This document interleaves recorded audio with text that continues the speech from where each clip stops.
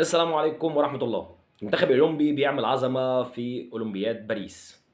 المنتخب الأولمبي بيعمل شغل عالي أوي، أوي، ولاعيبة رجالة ولاعيبة تستاهل بجد، بجد. لعيبة تعبت ولاعيبة ما فيش واحد فيهم قصّر، وعملوا مُطوشة للتاريخ. لكن كان في شوية حاجات صغيرة لو فرقت معانا في ماتش فرنسا كنا ممكن نكون في النهائي، لكن الحمد لله. اللعيبة تعبت ومضغوطة، لكن اللعيبة تستاهل ولاعيبة رجالة وقد المسؤولية، ودي أهم حاجة. لعيبه رجاله وقد المسؤوليه. اظن الكلام عارف اللي من صحابه.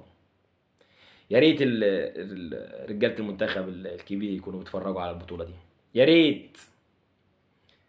طبعا امبارح كانت في شويه حاجات صغيره المفروض كانت ما تحصلش، زي اعتراض الكابتن عمر فايد.